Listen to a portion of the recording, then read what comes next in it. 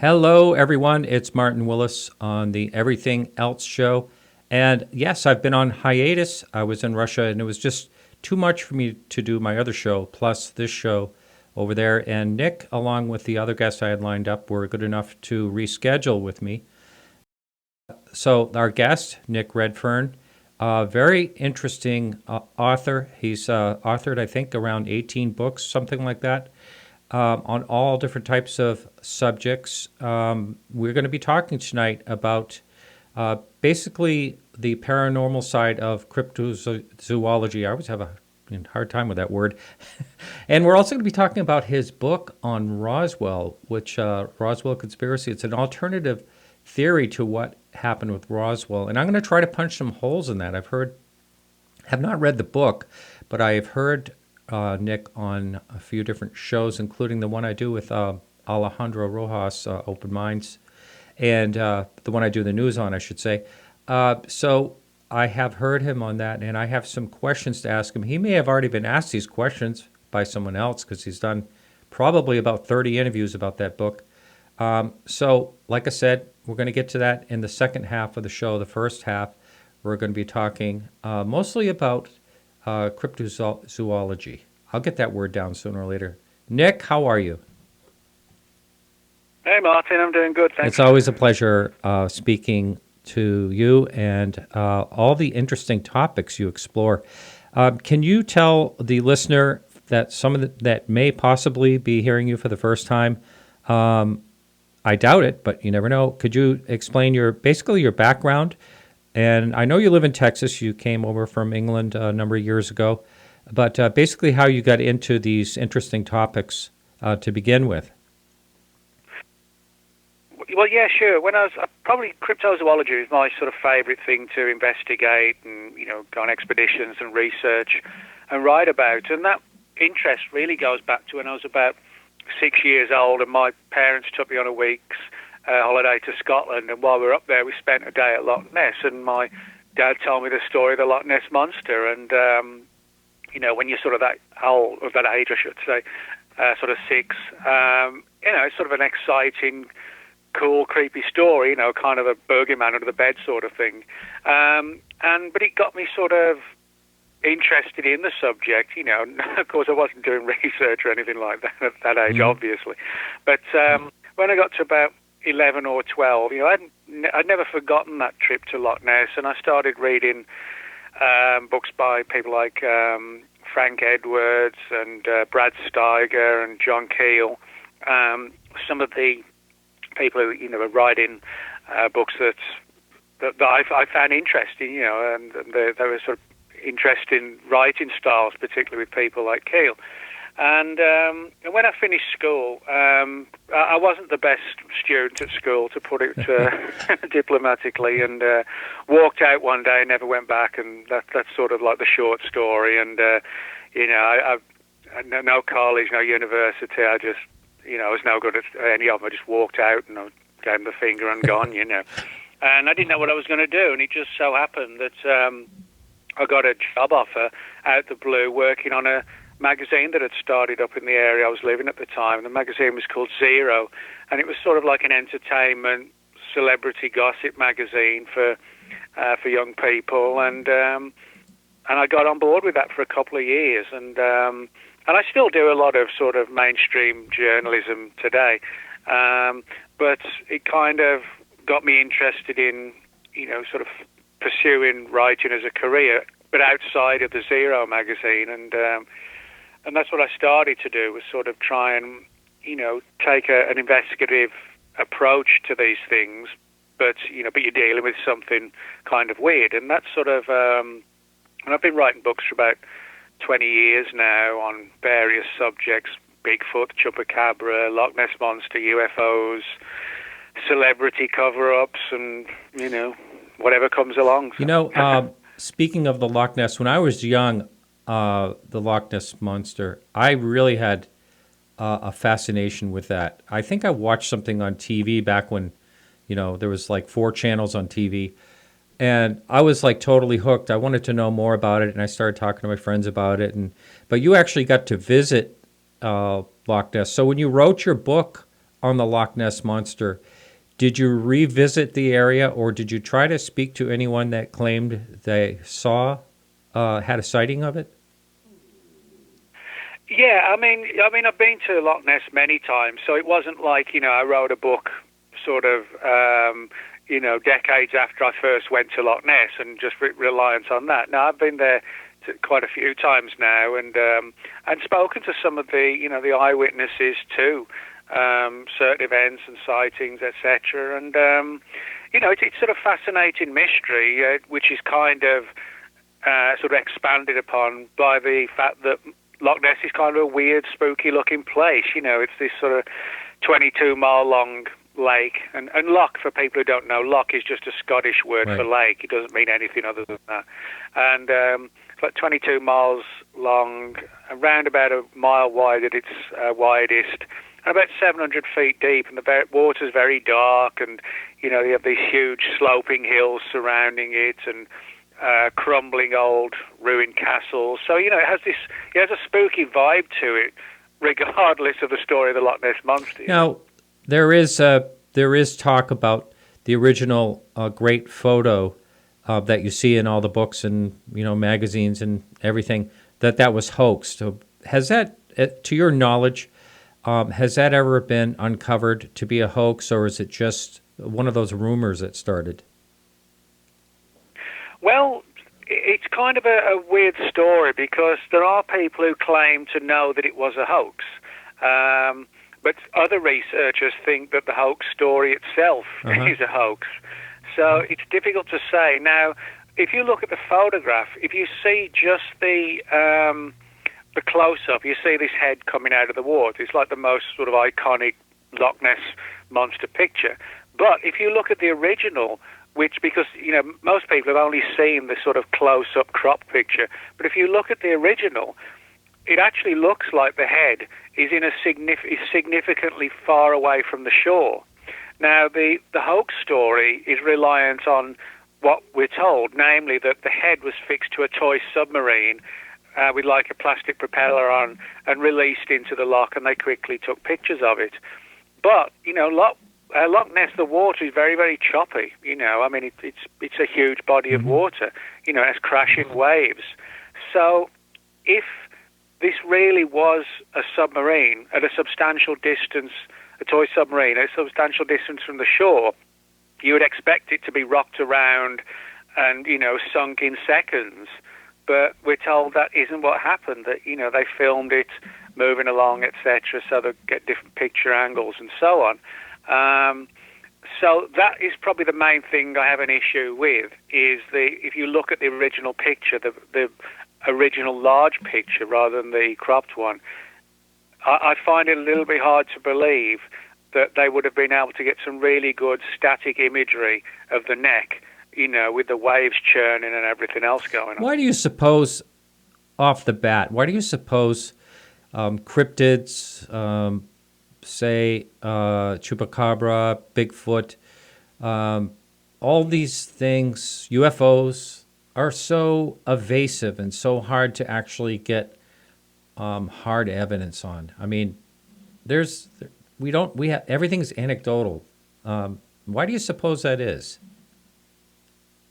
Well, I think because a lot of these so-called cryptid creatures, in my opinion at least, I don't think they're flesh and blood animals, at least not in the way we understand the term.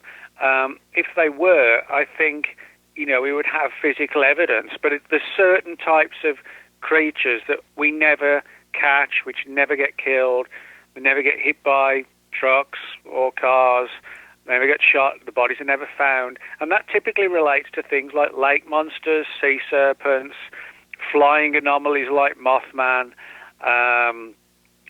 ape-man type creatures like Bigfoot and the Yeti.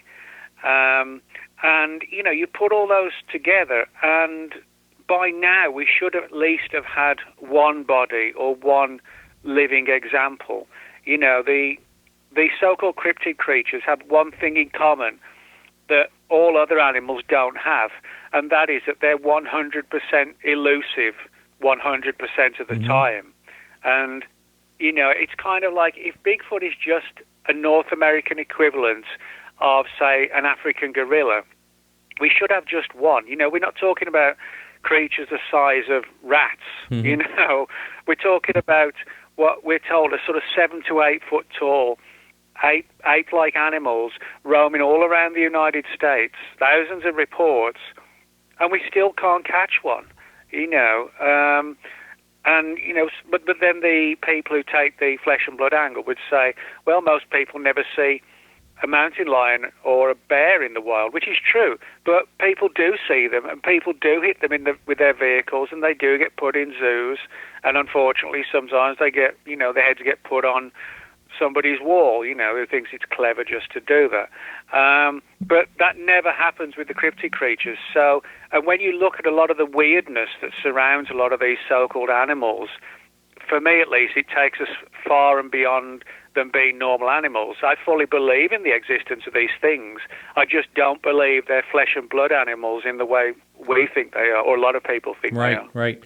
I'm trying to remember the woman's name.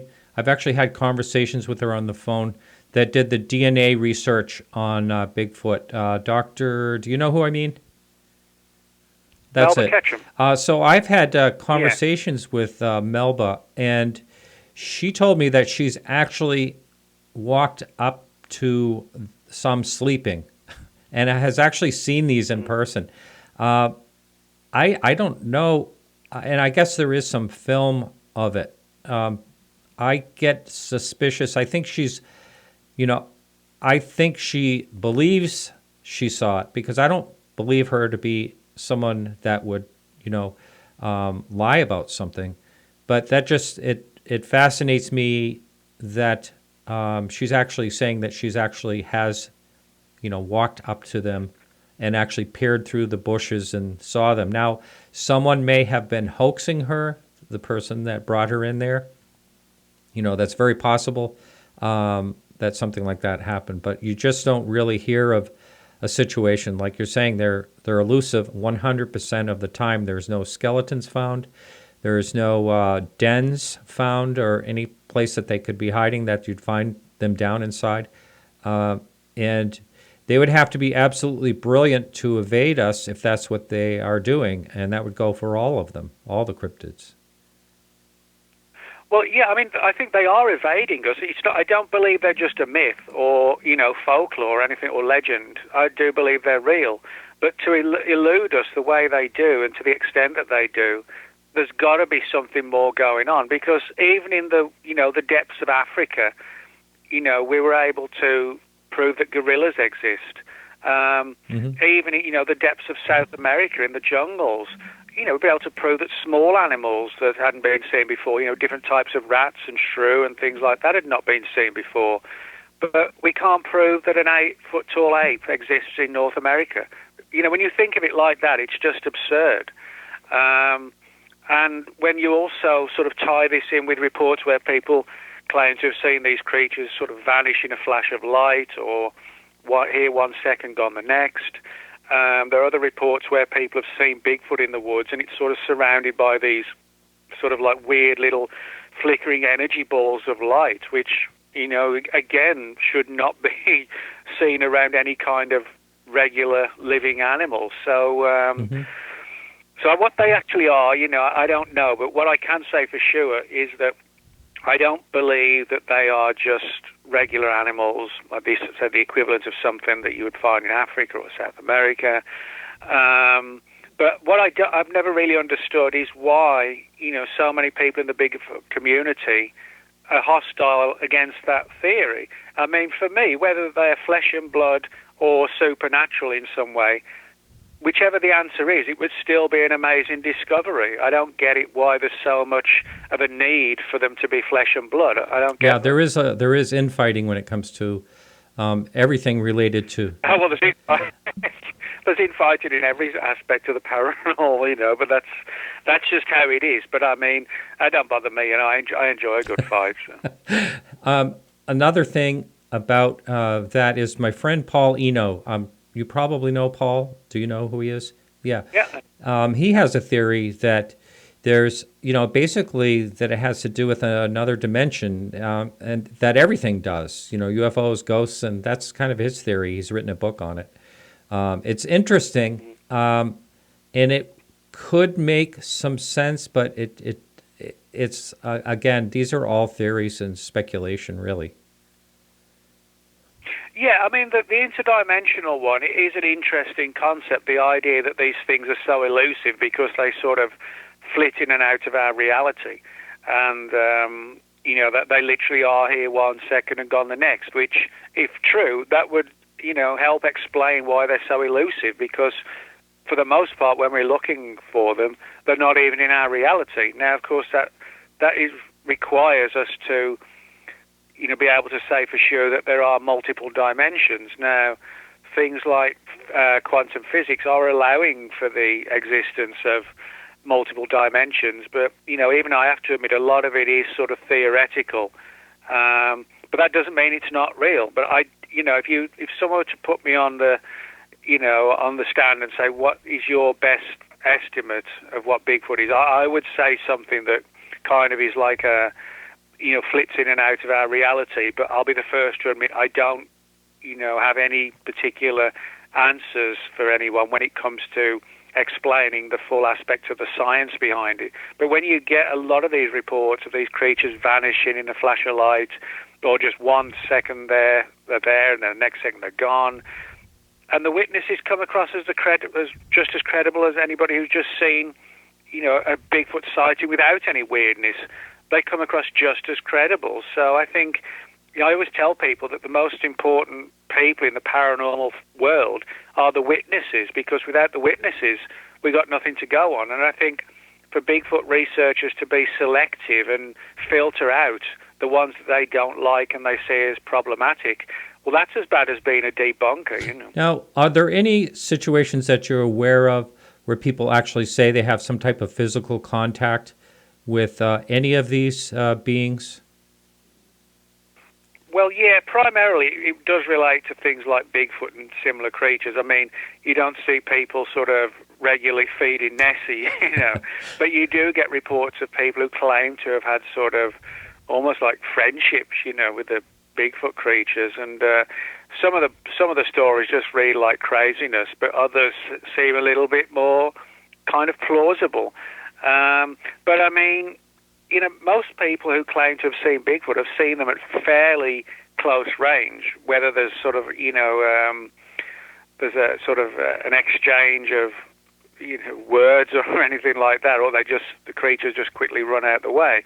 But, most people who report sightings do get a good enough picture of what they're looking at to say that they saw something that looked sort of vaguely human and vaguely ape-like at the same time. So, we're not talking, for the most part, about sightings from half a mile away, which could be, a guy in a dark jacket or whatever. We are talking about cases which do seem to reflect, what Bigfoot traditionally is said to look like. And again, I've spoken to a lot of people who, if they were talking about anything else of a normal situation, you'd have no reason to suggest they were lying, and they don't really come across like liars, when they're talking about their Bigfoot encounters. Right. If you're watching live on YouTube, you can jump into chat. If you have any questions for Nick, I can convey them to him. So another thing about Bigfoot, you hear a lot of people say there's, on the sightings, that there's a really bad odor, which is another curious thing, because it's pretty consistent when you hear about people that have Bigfoot sightings. Well, yeah, there's very often like a rotten eggs type smell, and but what's interesting, that sort of bad eggs, sort of sulfur type odor turns up in a lot of paranormal activity as well.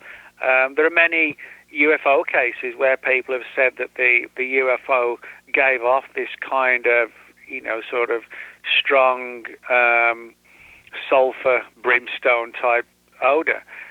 You find it in a lot of Men in Black encounters, as strange as that might sound, that, when they turn... I mean, people think of the Men in Black, they think, Will Smith and Tommy Lee Jones, But that's just the movie version. I mean, most of the witnesses who describe encounters with the Men in Black, they actually, they don't sound like regular people.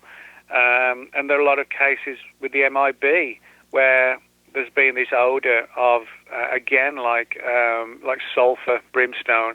So again, you find parallels across the board with, the elusiveness of these entities, whether it's UFO related or cryptids, and you have the odors as well, which kind of goes down the path that John Keel promoted, the idea that all of these things are somehow interconnected, even if we think they're sort of separate random mysteries. He took the view that, they're all part of one bigger thing, even if we're not sure what that bigger thing really is. Can you go through a list of some of the cryptids that people are claiming they see?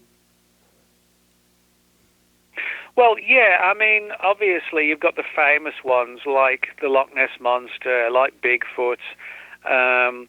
Not as much today, but certainly in previous years, like the Chupacabra sightings, particularly from Puerto Rico. We still get occasional reports of the Yeti from the Himalayas, Tibet. Certainly not as many as there used to be. But in the last few years, there's been a few more research investigations into the Chinese equivalence of Bigfoot, which is known as the Yeren, which, in the case of some of these other ones, like the Orang Pendek of Sumatra and the Yeren of China, there is actually a possibility, despite what we've said about Bigfoot, that they could actually be flesh and blood animals, at least some of them. In fact, I think the Orang Pendek, which is this sort of small, ape-like animal about 4 to 5 feet tall, which walks upright like us, I actually think that is a real flesh and blood type of ape that science hasn't classified yet. I don't think that one is paranormal, but for Bigfoot in the US, with all the weirdness going on around it, I think that's a different category. But I mean, it tends to be the most famous ones that people gravitate to. It's like with Loch Ness. People go there all the time hoping to see something, and they think they're going to turn up at Loch Ness, and they're going to see this long neck right out the water. But the reality is we only get sort of 4 or 5 good quality sightings a year.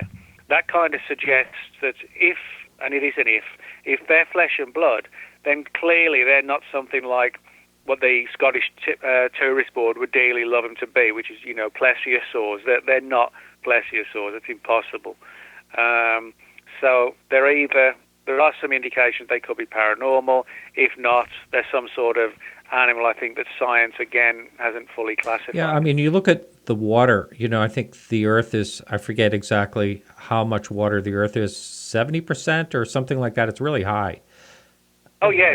Yeah, most of the planet actually is water, not land. Yeah. And some of, like, for instance, in the ocean, the depths are just amazing. I think that it is very possible that there are some things out there that we just have not ever seen, and they don't always have to be small, to be elusive.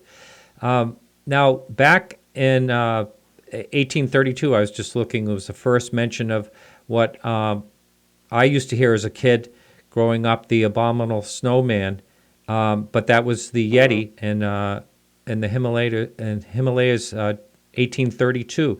So have you done any research to other cryptids that people had been talking about throughout the ages? Oh, yeah. I mean, I've been on a lot of expeditions to Puerto Rico and Mexico looking for the Chupacabra. Now, people talk about the Chupacabra today, and their first image is like some of these photographs people have taken of sort of hairless dog-like animals. But that's not the original Chupacabra. The original reports that came out of Puerto Rico, which began in 1995, described a creature that kind of looked like and ran like a chimpanzee, but completely hairless. And it reportedly had these sort of powerful claws and these bright red eyes and kind of like a row of spikes down its head and back of its neck, kind of like a punk rock mohawk.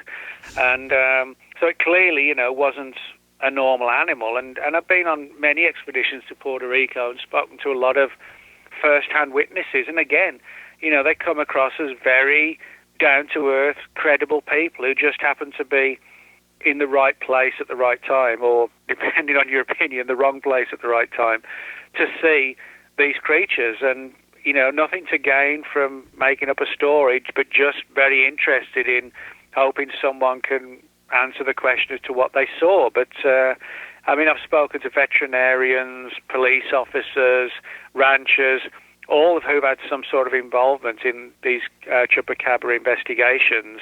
And in some cases, the witnesses claim that when the bodies were necropsied, that the blood was a significant amount of blood was missing from the corpses. Now, you have to be careful on that angle, because sometimes, what always happens, I should say, is that when an animal dies under those sort of situations, the blood, gravity takes the blood to the lower parts of the body. So sometimes, if you're not sure what you're doing, you can cut into it and not find much blood, but it's not because the blood has all been drained, it's because a lot of it is just sunk to the lower levels of the body. But there are some cases where veterinarians have said that yes, large amounts of blood were missing, and they were far more than what you would find in just, a regular killing. And of course, one of the things a lot of people don't necessarily realize is there are no large, dangerous indigenous animals on Puerto Rico that could mimic the attacks of the so-called chupacabra. I mean, there's nothing. There's nothing like big cats roaming around, bears, nothing. The largest animals are actually imported farm animals like pigs, cows, goats, that kind of thing. Now, in the late 18th and early 19th century, and even out to the Pacific Northwest, there were Russian trappers, but trappers lived out for like years out and wandered through the wilderness, trapping. Are you familiar with any stories that were talked about, say for any type of like Sasquatch or anything like that? Were they ever talked about in anything that you've ever heard of? Yeah, there's a lot of stories sort of going back to like the 1800s particularly of, sort of so-called mountain men, who would sort of like trappers, that kind of thing, who, spend a lot of time out in the wilds and essentially living out there. And there are a lot of stories from the northern states of the U.S., also from way up into Canada, and also from Russia as well. And again, this is way before the term Bigfoot was created back in the 1950s. But prior to the 50s, people were still talking about seeing these large, hairy, so-called wild men. I'll give you a couple of classic examples. There are reports from the Second World War where Russian troops, on several occasions, when they were fighting the Nazis, came across what you would call like hairy wild men. And some of those reports have been really well documented. And again, kind of like the Chinese Yeren and the Abominable Snowman, I think there's a good possibility that these are flesh and blood animals, because there are no real supernatural overtones attached to these stories like there is with Bigfoot. So these could be, some people believe them to be sort of primitive humans, in the same way that today we're Homo sapiens, but before us there was Cro-Magnon man and Neanderthal man, and we're still finding different early types of human remains now. So it's not impossible, I think, that isolated pockets in some parts of, the massive Russian icy, snowy wastelands, could potentially still be around, and making sure that they stay away from those crazy humans. Going back to the varieties of what people are seeing, you mentioned Mothman, and what is this Dogman? I've heard some people talk about that. Well, the Dogman is kind of almost like a politically correct term for what everybody else would call a werewolf. Now, of course, when you mention werewolves to anybody, they think of like the movie version, where somebody bursts out their clothes at a full moon and, kills a bunch of teenagers in the woods, sort of one of these useless films you see on the Sci-Fi Channel or whatever. But I think one of the reasons why the term Dogman has become preferred is because it creates imagery of, the typical angle of people changing into wolves, like Hollywood movies, that kind of thing. But if you read most of the reports of people who've seen these so-called dogmen, there are literally hundreds of reports. There may well be now thousands from across the US. And Linda Godfrey, as an example, has done, I think, now 6 books on the subject. She's got so many reports, and that's just Linda alone. But what's interesting, out of all those hundreds and hundreds of reports, I think there are only 2 where people claim to have seen these things shape-shift from people into some sort of wolf-like animal. And those couple of stories are very sort of suspect. Almost everybody has described seeing like a large wolf-like animal, but when a person has noticed it or it's noticed them, it rears up onto its hind legs and then usually backs away, but also sometimes intimidates the person. So there's no angle of, despite what some people have said and think, there's no angle of these things, people bursting out their clothes and attacking people, etc., etc. They sound eerily like some kind of unknown wolf that, like a bear, can walk on 2 limbs or 4 limbs, but it's a form of wolf rather than a form of, just a regular wolf. But in saying that, Linda has also found that there have been a large number of reports of the so-called dogmen creatures around sacred sites, like, for example, Wisconsin earth mounds, these ancient earth mounds that even today provoke a lot of controversy as to why they were built and who exactly built them and what they were for, and also a lot of sightings around places that are classic places within the world of the supernatural, like crossroads, graveyards, cemeteries, stone circles. So, this suggests to me that the Dogman is kind of like Mothman and Bigfoot and possibly Nessie, that they're something supernatural, and they seem to be tied to specific aspects of the environment, which might also tie in with like dimensions and portals and things like that. As there are with UFOs, are there like flaps or hotspots where you just mentioned that people see them a lot in different areas, but are there like hotspots where there's a lot of these creatures seen?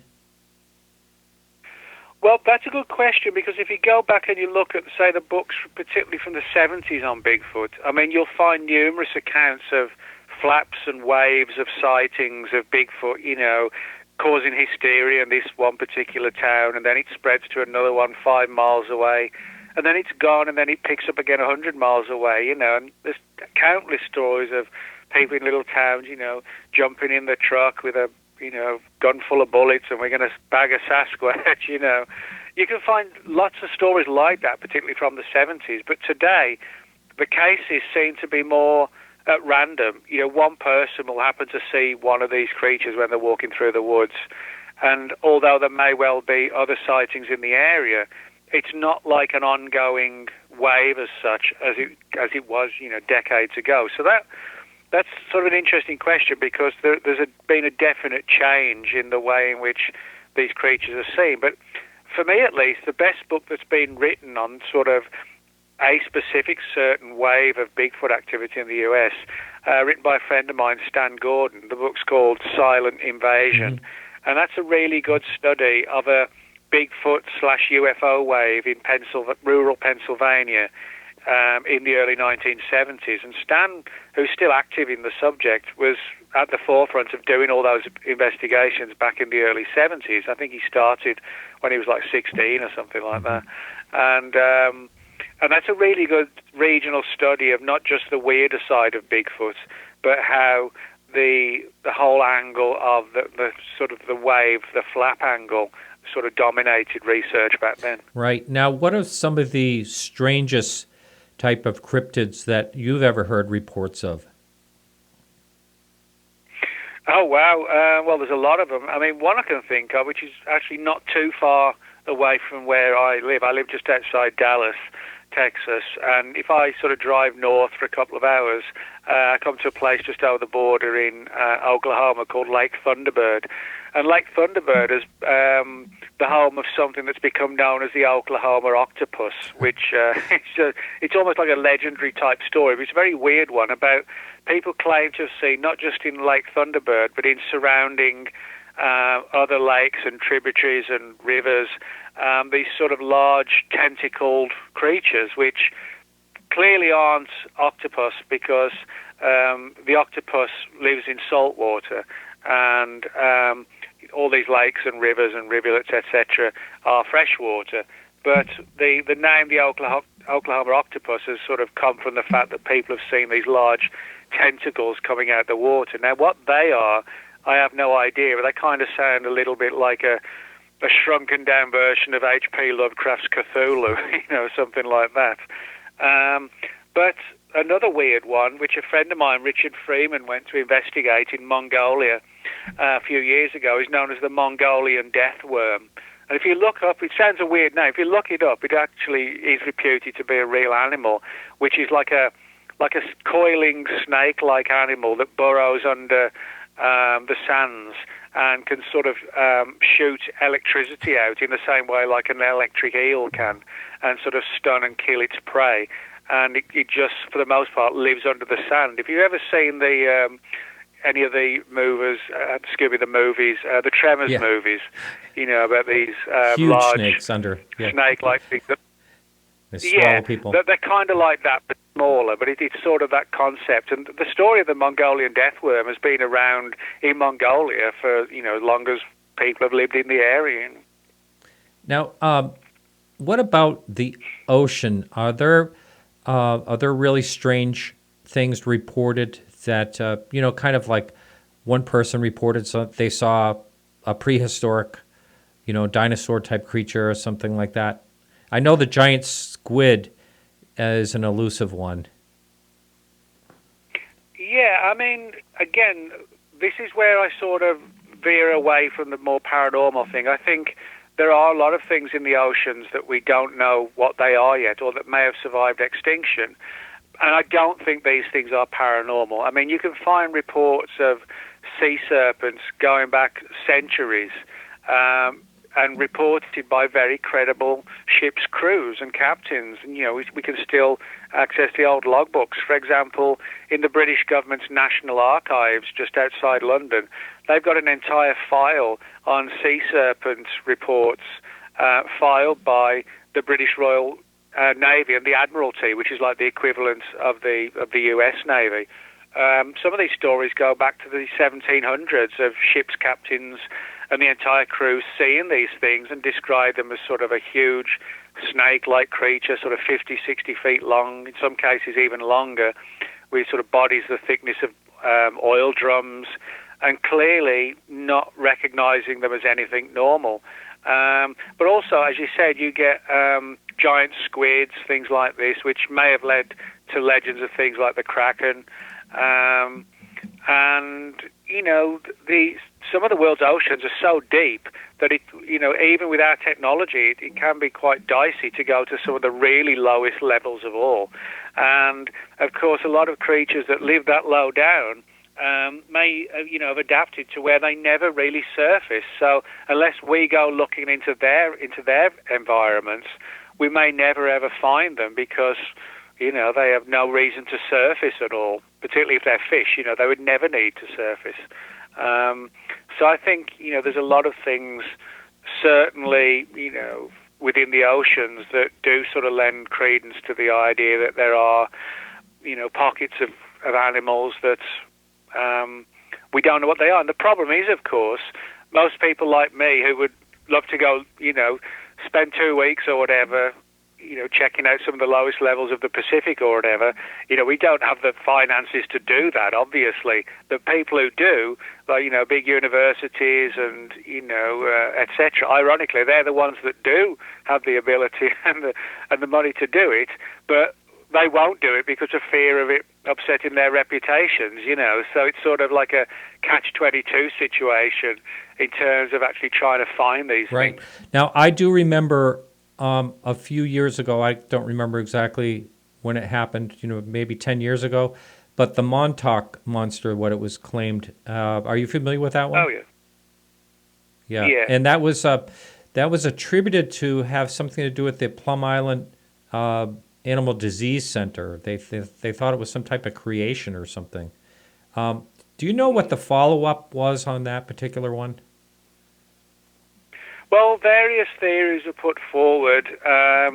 To be honest, I don't think at all it has anything to do with all these Montauk conspiracy stories. And if you look at it, people got really excited by the idea it seemed to have a beak, but it actually wasn't. What it was, you had part of the head which still had the skin on, but beneath that then, the muzzle part, the skin was all gone. So you had sort of just the bony part, but when you looked at it, it looked like a regular head, and then this suddenly bony point, which was perceived and did actually look like a beak.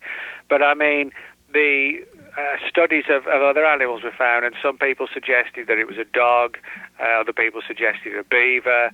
I don't know if it was ever actually proved as anything, but I mean, for me, there's no need, for my opinion at least, there's no need to sort of make a leap to suggest that just because nobody took the time to actually pay to have it, autopsied properly and its DNA taken, which is very expensive to do. For me, there's no need to take the leap to say that, the government's created monsters under Montauk or whatever. Right. For the person watching this show live, it's up on YouTube. I just posted an image of whatever it was that washed up on the shore. But yeah, I can see, if you look at it, you could see that it could be partially washed away, decomposing and just that happens a lot. Yeah. A lot of things that wash up on shore look strange because they're decomposing. Yeah, you're right. And again, a lot of people aren't sort of really always conversant with what, something looks like. And I said that the other problem, of course, is a DNA analysis would have fully 100% of confirmed what it was or what it wasn't. But doing DNA analysis can literally run into the thousands of dollars, not hundreds, but thousands. So again, sometimes the answers to what some of these things are elude us, not because of a paranormal angle, but simply because there's no way for the average cryptozoologist to, have scientific studies done on some of these corpses that get washed up, because it is so massively expensive, and despite what some people think, nobody's going to get rich from writing books on Bigfoot or the Loch Ness Monster. It doesn't happen. We do it because that's our passion, but but a lot of people don't think that. They think, if you write a few books on UFOs or whatever, you sort of driving a Ferrari in the Hollywood Hills, but it's not like that at all. I can attest to that. Yeah, everyone I talk to. Yeah, but joking aside, I do what I do because I enjoy it, and as long as I've got that passion and enthusiasm for it, I'll keep doing it. For me, that's the primary thing, is to find the evidence to finally say what these things really are. Going back to, we were talking about Dr. Melba Ketchum earlier, and just to get your opinion, I'm not asking you to say anything against it, or I just want to know your opinion of what was claimed to be DNA evidence found. Have you been following that? I haven't followed it that closely, but what I would say is the main reason why I didn't follow it closely was because I would have assumed that if we had 100% solid, undeniable proof, it would have been front-page news everywhere. But it wasn't front-page news everywhere. Yeah.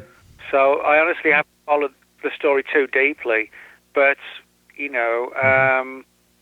I think when you sort of look at the overall story, I'd like to, I really ought to go back and sort of check it all out properly. But, it's like I'd sort of draw parallels with, with a hair sample or film footage, that if it was proved to be undeniable, it wouldn't just be, something we'd be talking about tonight. It would be on the front page of the New York Times or whatever, because it was so definitive. So that's the issue I have with a lot of these accounts. Yes. I know that she couldn't find anyone to publish her findings, so and peer review it and all that, but I think that she actually published it herself, and so I don't know, how far you can get. Well, admittedly, that is one of the problems, because as I sort of briefly mentioned earlier, the very people who could actually do a really good study and who have, massive funding for expeditions, in search of this or that, they could actually really solve some of these cases, I think, because they do have the funding, everything else. But they're also the people who are very worried about their reputations. Unfortunately, most zoologists don't want to be known as the guy who chases Bigfoot. Even if privately they believe in it, publicly they won't say so. And for me, for the most part anyway, for me that's sort of like a cowardly, useless way of living your life. I think that if you have a belief in something and you feel it's worth pursuing, whatever it is, whether you want to, write about cryptozoology, if you want to be a rock band or an actor, you should just do it regardless of what anybody thinks. And I think that's the one downside when it comes to these type of creatures, that, when you're dealing with things that are controversial, some people take the cowardly way out and privately might have a personal interest. Publicly, they'll just laugh at it. And, I don't really have much time for, people who've got no backbone. Right. I was having trouble with the chat room, and now I see there's a bunch of people in there, and a lot of, if there's any questions, I'm sorry, like I said, I just got the chat room to work on my end. I was typing in it and nothing would come up.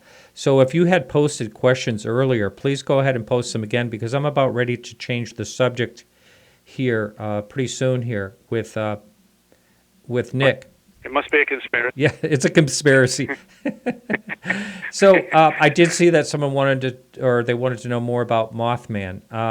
Now there was a movie about Mothman.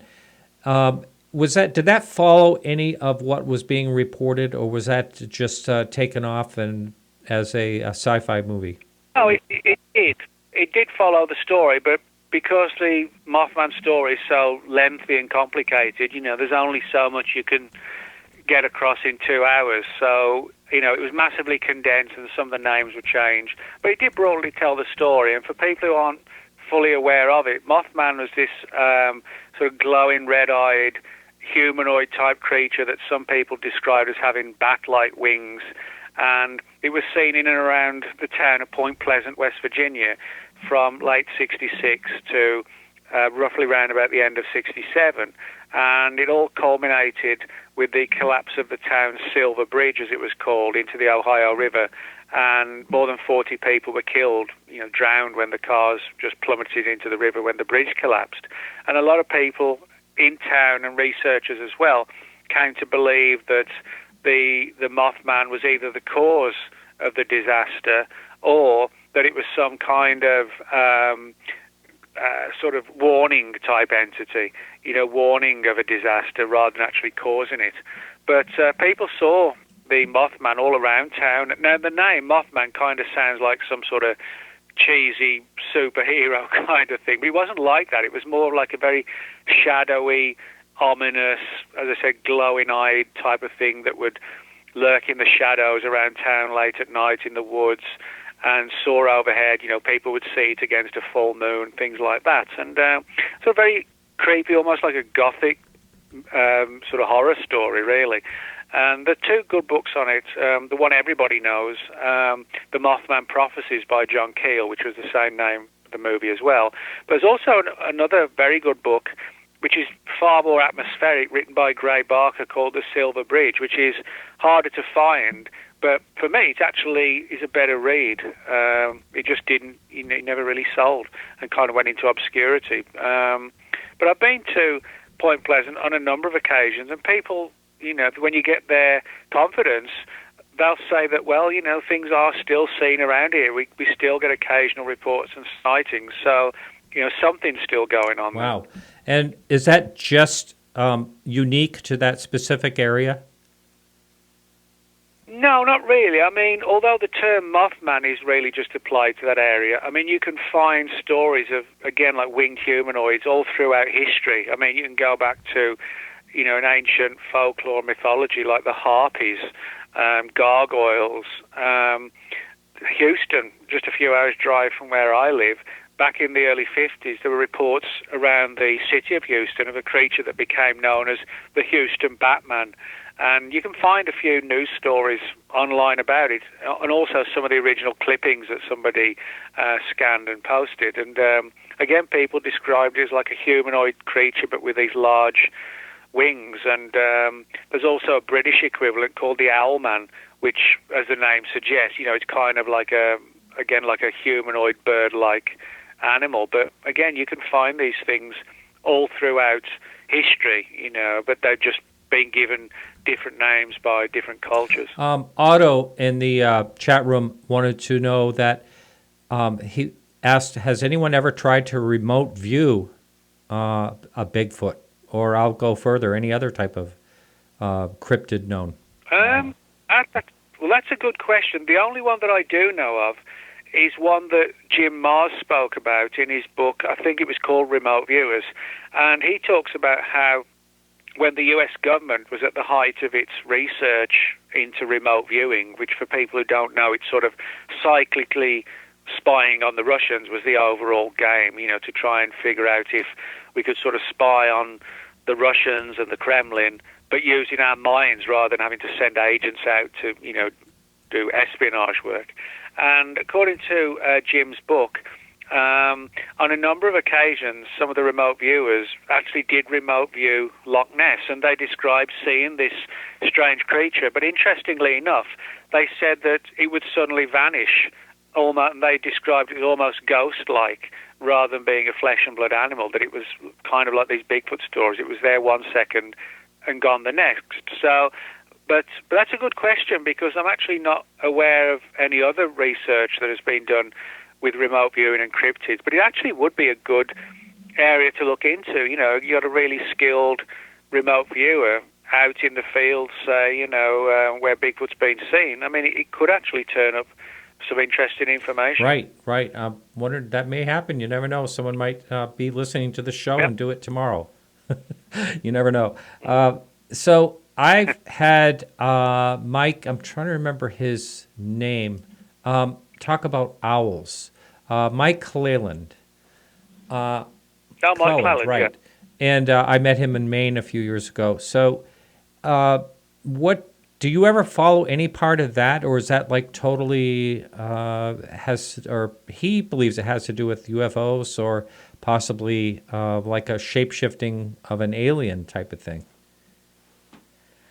Well, yeah, I mean, Mike's book on this particular subject, it's sort of like a huge book that studies a lot of weird, anomalous encounters people have had with owl-like creatures. In some cases, well, I say owl-like because many of the people have, been driving down a road late at night, and they see standing at the edge of the road what looks like an owl, but it's like 5 feet tall. And for some reason that we don't really understand, people just carry on driving, and they don't give it proper thought. And then afterwards, they think, well, hang on a minute.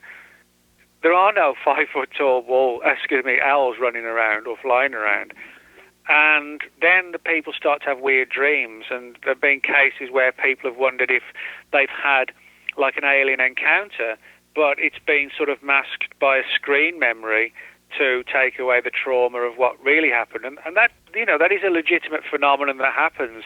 If somebody goes through a particularly traumatic event, sometimes the mind blocks out the real event and creates sort of a screen memory, as it's called, so the trauma and the psychological impact is sort of taken away a bit. But the big question, of course, is why do they keep seeing owls? But in saying that,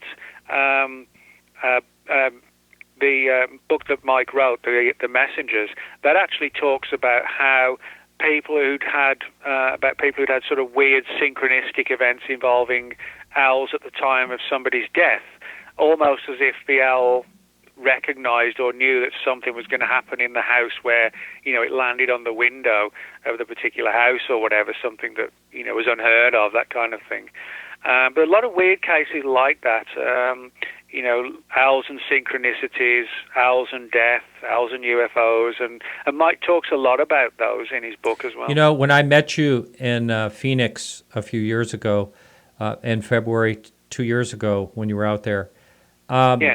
I happened to go over with my dog over to the casino, and for just walking him along, and there was a gal outside in her 20s smoking a cigarette, and she asked me, she says, "What's going on over there?" And I said, "Oh, it's a UFO conference." And she goes, "Really?" She goes, I should go over there. And I said, "Well, why? Did you have a sighting or something?" And I love talking to people when this comes up like this. And she said, "Yes, it was really weird." So I go, "Can you tell me about, what happened?" So she was riding with her friend. Her friend was driving, and they were about 20 miles away from where the conference is. And they were driving next to a mesa, and they saw something come off the top of the mesa and go over toward their car. And it was some type of, they said they couldn't see. It was an object that was just like right over their car. They could look up. And so she started screaming to her friend, "Go, go, go." And they were on like a open highway. So she gunned it and went as fast as the car would go. And she didn't say whether it followed her or not. And then, she was done with the story. And I said, "Wow, that's really interesting." And then she goes, "You know what the weirdest thing was in the whole situation?" I said, "What?" She said, "This huge owl came right at the windshield." And I flipped out. I said, "Are you kidding me?" So I called Mike, and I said, "Mike, I'm getting this. I've got her information. I don't know if they ever connected or not, but I thought that was." Well, it's a lot of stories like that, and people like that. What you just talked about, people. It's almost like a synchronicity that the researcher actually gets the story. As if like you just been in the right place at the right time. Right. Are you ready to switch gears and talk about Roswell? Okay, because I would, first of all, there's been so many different, theories on what happens, what happened in Roswell.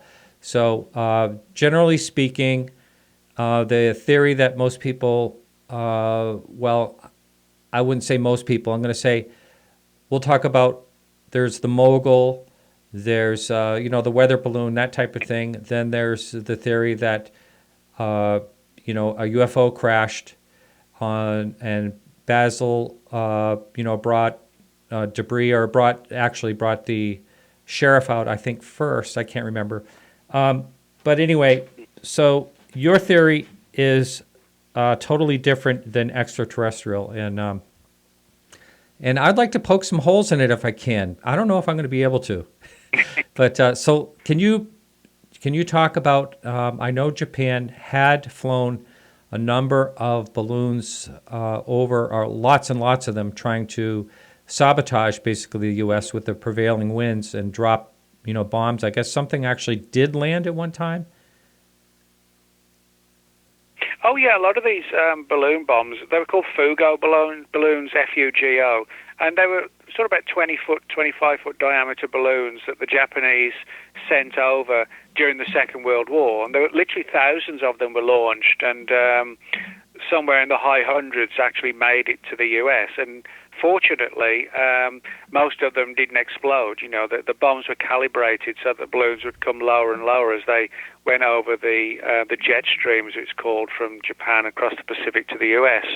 And people reported finding, this sort of balloon debris, and were warned, don't touch anything, and the authorities would come out and, recover everything and just take it away. But these obviously weren't manned balloons. They were more like a psychological weapon to try and frighten people. They didn't actually do that much damage. There were a few deaths, but that was just in one incident, fortunately. But what I talk about in the book is how in the post-war years, what happened was, well, two things. Was that when the war finished, classified programs were created to bring both German scientists and Japanese scientists to the US that had been doing research into things like high-altitude advanced balloons that the Japanese were particularly planning on building, and the Nazis who were brought over, with Operation Paperclip to continue with their rocket programs in the United States. And so the book looks at the scenarios and theories and data that's been put forward to suggest that what came down at Roswell was not, what we would call an alien spacecraft, but a combination of all this research and technology captured at the end of the Second World War and then tested out in the wilds of New Mexico. Now, of course, it's a very controversial theory, and you're right when you say there are multiple theories for what happened at Roswell. I mean, one of the things I point out in the book is that there are, I think it's either 12 or 13 now, different theories for what happened at Roswell, and clearly they can't all be right. All we can do really is just keep digging for answers, really. I mean, even I admit that, for every theory that's been put forward, there really isn't any hard evidence. Even the Air Force, when it came up with the idea that what was found on the ranch was one of these gigantic mogul balloons, as they were called. They were designed to monitor for Soviet atomic bomb detonations high in the atmosphere. Even the Air Force admitted they couldn't find any evidence, documented evidence, to prove that theory. From their perspective, it was just a theory. And when they said that the bodies were actually crash test dummies, they also admitted then that, well, we think that's what they are, but we've got no documented proof to actually confirm that. So if the Air Force couldn't find proof, actual definitive proof, it's no wonder that we're finding problems, when it comes to actually finding hard proof. And by the way, that the crash test dummies weren't even invented until like 5 years after. Yeah. That's correct. Yeah, the test flights of the crash test dummies didn't even begin until like 1952, right. And even the guy who ran the program, who was still alive when that theory was put out, he said, no, that was nothing to do with us. How about that? My biggest question about Roswell, and this has really nothing to do with your book, but my biggest question of all was, why on earth did the Army Air Force say anything at all to begin with? Well, I mean, because the story I got from the people I interviewed for my book, at least, was because if this was a classified experiment, that they weren't clued in on it. They didn't have a need to know, because the test flight which went wrong had nothing to do with the guys at Roswell. And what I was told was that this was a flight involving sort of like a hybrid device, which had this gigantic balloon attached to it with this so-called lifting body detachable craft below it. And there was an aerial disaster. What happened, they said, was that the materials came down on the ranch. What happened was the balloon exploded, so it rained down all this strange debris from this advanced balloon. And because that was very lightweight, it came down at an angle, taken by the wind to one part of the ranch. But the vehicle itself, the aircraft, which detached, of course being much heavier, just plummeted to the ground. So you had two crash sites, and because it was a nighttime flight, and a lot of these flights, with the legitimate, provable balloon programs at the time, were carried out at night, because during the day, the temperature got so high that these reflecting balloons, aluminum balloons, would sometimes explode just due to the sheer heat. So that's why a lot of the flights were nighttime ones. And the story I got was that the program was sort of began out of like Fort Bliss in Texas, and also the White Sands Proving Ground, where a lot of the German scientists were brought over. And when this incident, if you like, occurred, and the crash occurred, the military was frantically looking around for the wreckage. They weren't sure exactly where it had come down, because again, they didn't follow what they anticipated, like an up and down flight, where it would have come back down, broadly on the the fringes, or at least on the installation itself at White Sands. But what they said was that because it landed or crash landed off course, there was this frantic search for it, and in a worst case scenario, the rancher Matt Brazel got there before the military from White Sands, and he quickly contacted the sheriff's office, who then contacted the guys at Roswell, and the guys at Roswell put the story out, legitimately thinking that, wow, maybe we found one of those flying saucers that people have been talking about for the last 3 or 4 days, because this was just barely a week after the first use of the term flying saucer. And so then what happened was that the military that were involved in the experiment contacted the guys at Roswell and said, why the hell have you put this story out about a flying saucer coming down? And they basically said, well, no one told us not to say anything about it. In other words, they weren't in the know, but they unilaterally decided to tell people what it was, feeling it was an important story. And that's when, all hell broke loose, and the people at Roswell, like Marcel, were told, you should not have done this, it should have been silent. But again, they were like, well, no one told us there was a classified program going on, or we wouldn't have said anything. So, but again, that's the story told to me by the people who said, it was a classified experiment. But of course, even I have to admit, is it possible that theory is disinformation? Well, it could be. In the same way, I don't think the Air Force were disinforming us with their crash test dummy angle. I think they legitimately went looking, couldn't find anything, and thought that was the best option. But I don't think they were spreading disinformation deliberately. But again, it comes down to whose witnesses you believe. Do you believe the people who said it was crash test dummies? Do you believe the people who said it was aliens? Do you believe the people who said it was a classified experiment? Do you believe the people who said it was time travelers? All those theories come into play when it comes to Roswell. Yeah, I think I misunderstood your part of the theory. I didn't read the book, but I heard you speak on the topic. So I thought what I was understanding is that the Japanese had sent this over, but they were actually, are you saying they were part of something like Project Paperclip, and they were here, and they were... Yeah. Oh, yeah. No, I'm not talking about Japan sending something over to the U.S. and then it crashing. Okay. No. See, that's like where I thought I wanted to argue the point because that was during the occupation. Oh, yeah. No, because the war was 2 years Right. over in 1947. There was no viable Japanese military, But we do know. For example, people, have said that, this is Nick Redfern's theory or Nick Redfern's idea. A lot of people don't realise that the story was actually put out long before I even started looking into it. When this is the second book I've written on this subject, or this theory. The first one was Body Snatchers in the Desert, which came out in 2005, and the new one, the Roswell UFO Conspiracy, which came out earlier this year. But back in 1999, 97, Popular Mechanics magazine, they published a story saying that they'd been told of this Japanese paperclip-type program that involved newly advanced or highly advanced Japanese balloons combined with German technology for the craft, and that the crew, the answer to the crew would be that they were, sort of guinea pig test subjects, so to speak.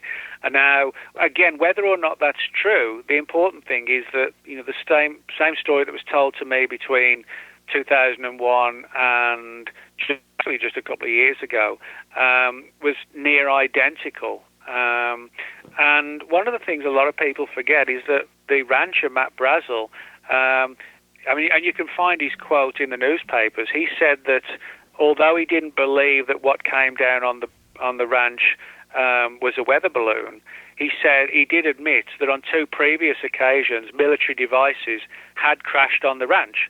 So, a lot of people forget that or don't even know about it, that the piece of land, the Foster Ranch as it was known back then, that where the wreckage and the debris was found, that he'd already scooped up materials from 2 previous military crashes there. So, for me, I have to sort of keep that in mind. Is it possible that two military devices crash there and then a UFO happened to crash there? Yes, it's possible.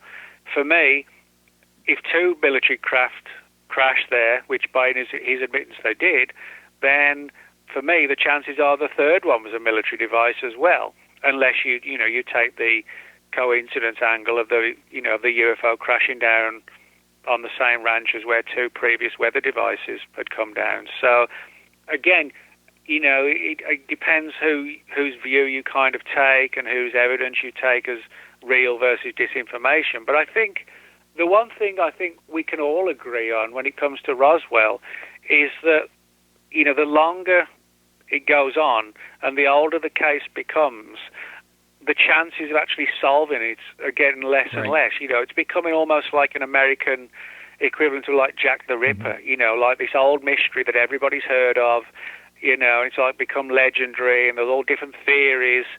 And you've kind of got that going on with Roswell now, where even the children who were around back then are now dying off. I mean, if you think, to give sort of perfect example of how long ago it was, if you had, say, a 21-year-old guard, standing guard over the wreckage out at the ranch, 21 years old when this occurred, today that guy would be 91. Right. When you think of it like that, that's how long ago this was.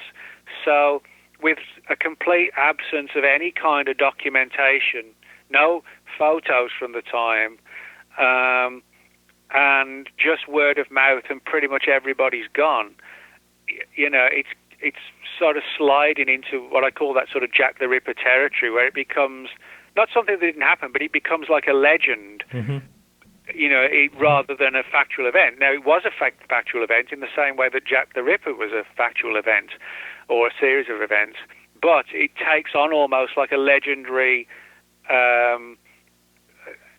feeling to it, if you like, primarily because it is so old, and it becomes part of like Americana, sort of like a folklore, even though it actually wasn't a folklore. Yes, and I think it'll become harder and harder to decipher. Think of what will happen 100 years from now when it comes to Roswell. Now, has anyone? I'm sure they'll be still having festivals and conferences. That's right, there. especially if we haven't, of course, nuked ourselves into oblivion. Now, has anyone tried to get a FOA? A FOIA, that is Freedom of Information Act, documents regarding your side or your thoughts. In other words, you said White Sands was out looking for the object. Has anyone tried to find out if there's any documentation that this was going on? Well, again, it's like with the crash test dummy stories, the mogul balloons, even the UFO angle. There's no documentation of any kind on Roswell at all, except for two one-page documents released by the FBI in the 1990s, which are essentially based upon existing newspaper reports. So that there's nothing else at all anywhere relative to Roswell, the events. Now, what is interesting is that when the Air Force went looking in 1993 and 1994 for the answers to what happened at Roswell, and this was basically based around the not so much the order, but the plan that the New Mexico representative at the time, Stephen Schiff, he got interested in Roswell, and he approached what now is called the Government Accountability Office, but back then it was called the General Accounting Office. And they're a very powerful group within the government, which if you want, answers from a government agency, the GAO can go in and say, look, we want the files on this, they've been requested, and, you're hereby ordered to hand over anything you've got. This order went out from the GAO to the Air Force, the Army, the Navy, the CIA, DIA, NSA, Department of Defense, everywhere. And apart from those two one-pages of which essentially didn't tell us anything new from the FBI, nothing surfaced. But what is interesting is what didn't surface. The Air Force, in its 1994 report, revealed that when it went looking for the files from Roswell in 1947, it found that all the outgoing messages from the base, actually from 45 to 51, were gone, and nobody could find them. and there was no paperwork to explain how or why the documents had vanished, only that they'd all gone. And they have never been seen since. We don't know if those files were pulled back in the 40s or the early 50s or the 60s or 24 hours, before the Air Force went looking that somebody grabbed them. We don't know.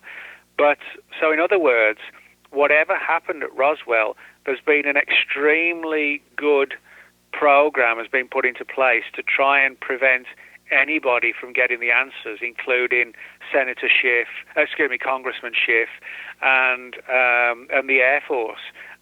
So, if even the Air Force was prevented from finding the answer, then that kind of makes you wonder, well, how far and how deep does this conspiracy grow? Who or what agency could be so powerful that it's actively and successfully managed to hide the entirety of the evidence forever, that literally nothing has surfaced at all. And why would something like this be so top secret? If it was an experiment, yes. You mean? Oh, well, the story that I got was that the technology wasn't that advanced. We're talking about not exactly regular balloons, but basically aluminum-coated polyethylene balloons, which are fairly new then, but which are more sturdy. And they said that the technology was not that advanced. I mean, we're talking about sort of the lifting body glider type devices, which would be attached to these giant balloons. Now, these balloons would go right to the sort of the edge of the stratosphere. We're talking about, as high as you can sort of go before you start to reach the fringes of outer space. Now, of course, we didn't get that far back in 47, but certainly, we got really, high up, extremely high. And a great deal of research wasn't known about how the human body would react to things like exposure to high altitudes, cosmic rays, things like that. And so the story given to me was that what happened was that a number of people, against their wills, were essentially used as like human guinea pigs in these high altitude experiments. And I was told that the main reasons why this story was hidden wasn't for the technology, but it was if the story came out, it would show that, number one, people had been used in these human guinea pig test subject experiments, but it would also show that only just barely 2 years after we defeated the Japanese, we'd entered into sort of a secret pact with them, to utilize their technology. Now, although nothing has surfaced on Roswell in relation to the Japanese angle, a lot of the files which do talk about how the Japanese balloon technology was brought over to the US, you can actually read them at the National Archives in Maryland, or you can go onto their website and download them as PDFs. There's a section at the National Archives website for Japanese and German war crimes, and if you find that section, you can download all the Japanese material that was brought over. Well, not all of it, because there's no Roswell material, if the story is true, of course. So that's basically what it came down to, as I was told, in terms of why the secrecy existed, not because of what was found, but because of the ramifications of things like war crimes and, certain people being given sort of a deal that's, okay, you show us the technology you've got, you hand it over, and you don't do 30 years for war crimes. Now, what about, say, the situation of Glenn Dennis, who was a mortician? He said that he was, I don't know how truthful his testimony was, but he was saying that he was told to order these small coffins. How fast could he get them there? And plus, the nurse that he claims to have had a relationship with that was involved in a autopsy, who was totally traumatized, according to him, and ended up, leaving. He never saw her again, and she died and all that, in some type of strange incident. Again, I don't even know if they ever named the nurse, but have you ever looked into that part of it? Yeah, the problem is, Glenn Dennis is dead now, so unfortunately he's not here to sort of, give his side of the story anymore. And it's never a good thing to sort of, when you can't present the person and speak to them. But I mean, what I would say is that, I mean, Kevin Randall, who's, for years championed the extraterrestrial angle, Kevin has washed his hands of he's washed his hands of the Glenn Dennis story and doesn't feel, it has any value anymore. Also, the story of Frank Kaufman, another one who, for a number of years that Kevin supported his story, he now feels that account doesn't have any merit to it either. Now, of course, that doesn't help my case because they talked about bodies, and if they weren't telling the truth about the bodies, then you could apply that to the Japanese bodies as well. So it doesn't help my position that he may have fabricated his story. I don't take any sense of feeling that it adds weight to my story. It actually doesn't. But again, this is the problem that we have. Where, we have a fascinating story, but which even some of the Roswell researchers then come to doubt. But in saying that, there are people who claim to have seen bodies, and and their stories have stood the test of time. So, but again, the problem is, how do we solve it? What happened to the bodies? Where did they go to? Do they still exist? Now, I think if a UFO crashed, then of course all the evidence is going to be preserved. I mean, if they were alien beings, then there would have been autopsies, there would have been studies of the biology and, all the organs. There would be massive, autopsy reports, thousands and thousands of pages. That would never, ever be destroyed. It would be so valuable, and that would be the same for the craft. But what the people I interviewed told me was that most of these experiments, they said there was roughly 7 or 8 that they knew of that went on in New Mexico in 1947. They didn't learn much from these high-altitude exposure experiments.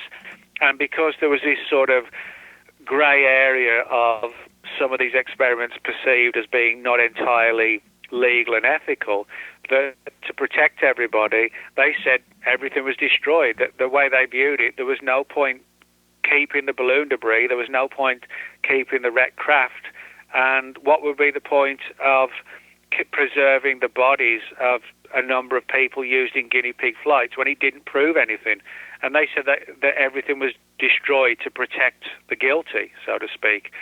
So there are 2 scenarios as I see it. If a UFO crashed, which I don't rule out, as I said, I can never prove that I wasn't lied to, but what I would say is that if it was a UFO, we have a great chance one day of possibly solving it, because all this material would be hidden away and all the documents and photographs would be hidden away. If, however, it was a dark and dirty secret that somebody said, we've got to get rid of everything, then it's possible that there actually is no evidence left. There's nothing other than old memories. And that would be kind of depressing, because even if that was the answer, we'd be unable to prove it. So I think the only way we can prove it is if it was extraterrestrial, because it would be common sense that all that would be kept. Right. Now, what about the alleged mystery metal, the memory metal that so many different, I think a number of people talked about, how, you couldn't destroy it. Although the one thing I've always thought about that is, if you couldn't destroy it, why was it burst all over the place, in little pieces? Well, yeah. I mean, admittedly, even I have to admit, that the so-called memory metal angle is a really interesting one. Now, again, the people I interviewed, and for people who aren't aware of the research I've done into this, since 2001 until, like I said, a couple of years ago, I spoke to a lot of old-timers from the intelligence world and the military who basically said, and some of them knew each other, and basically said they wanted to sort of, get things off their chest and tell what they knew. Now, of course, I'm not stupid, and, it's important, as I've noted in both the books I've done on this subject, that even I can't rule out the idea that this was a deception to hide the idea that aliens really did crash. I'm not on some sort of rant or campaign to convince people aliens didn't crash. I can only present what I uncovered and put it out, and then hope, or we just see where the story goes. But in terms of the memory metal, I mean, one of the things I would say is that this doesn't this doesn't fully explain the memory metal, but what I would say that it may not be coincidence, but up until the early part of 1947, a lot of the balloons that the military flew were what were called polyethylene balloons. Now, when they started flying these high-altitude, legitimate programs, I mean, ones we could prove existed, in 47 in New Mexico, they still use these polyethylene balloons, but they were laminated with aluminum. And most people had not seen them before. And if you take a piece of one of those balloons, the polyethylene laminated with the aluminum, now you can't call it memory metal, but it does flex back. Now, you know, on the one hand, people are going to say, well, no, the witnesses described how, you know, it returned to its original shape with no creases or anything. And if that's true, you know, that's problematic for all theories apart from the ET one. If, however, they were seeing something they still found weird, but which was just the laminated with aluminum balloons, then they may have remembered them as being somewhat different to what they'd seen back in 45 or 46. Does that prove, you know, that it's again like a military experiment? No, it doesn't. But even I have to admit that the memory metal is the one aspect more than any other that, you know, could confirm Roswell as extraterrestrial. If, you know, when the witness is saying that it couldn't be burned, it couldn't be scratched, etc., etc. But then, like you said, you know, there is the issue of the fact that there was sort of a 600-foot wide, long debris field. So clearly, this material could be broken, you know. And so again, you know, a lot of questions, a lot of theories, and a lot of confusion at the end of the day. And then along those same lines, the military supposedly, and I think this came through witnesses, had to scour and pick up every single little teeny piece of it. That's kind of suspicious too, as far as you know, this whole thing goes. Well, yeah. I mean, that I don't doubt happened. Whatever the wreckage was, I don't doubt that was all collected. Now, as I didn't get sort of, you know, a firm answer on that as to why, you know, they would have collected it all up, except for the fact that supposedly they were concerned as to if the story got out as to, you know, this sort of human guinea pig experiment. If it got out, you know, the ramifications would be huge. So they decided to ensure that nothing was ever left. You know, the bodies, the wreckage, the papers were destroyed. So, you know, if that scenario is correct, you know, you could make a case that the every bit of the foil and wreckage was collected purely and simply to ensure that every paper trail of every aspect, you know, was taken care of. So. Right. Okay. Now,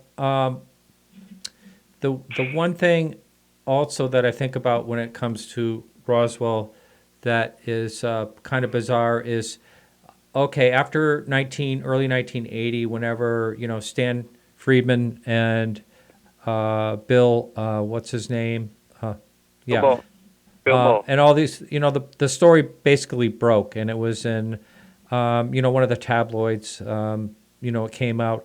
Well, people started to come forward right away that were involved.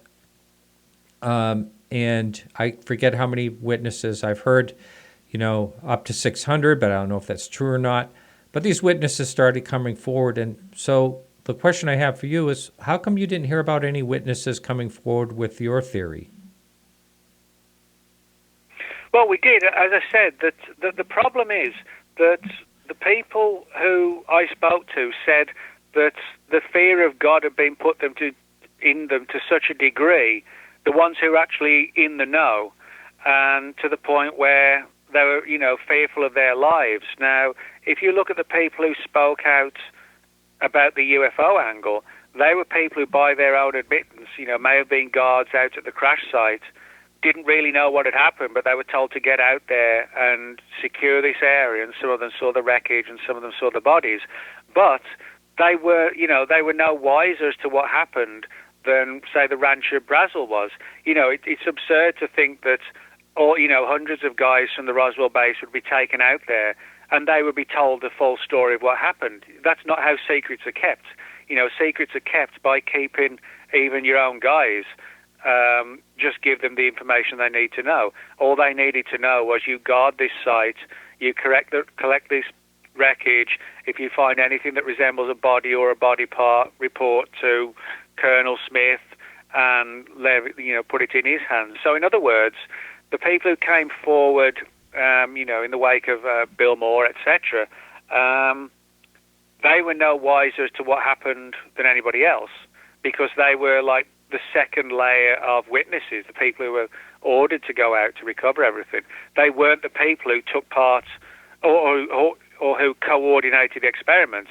The people who I spoke to claimed to be the ones who knew the full story, and basically said that it was not until their sort of latter days, or even close to final days, that they decided to go public, or at least public to a degree, because up until that point, knowing what they said was the true and full story could have got them killed. Nobody's going to kill somebody who was in the military who happened to see some strange wreckage on the ground, because that would just make people look into it even further. So, there's no need to take action against those people. The only ones who action would be taken against would be somebody who had arguably something really inflammatory and dangerous. So, that was their argument as to why nobody came forward with this angle before, because those who were actually in the know were too terrified to reveal what they knew in case, they were killed or their family was threatened, and so they stayed silent. I still don't...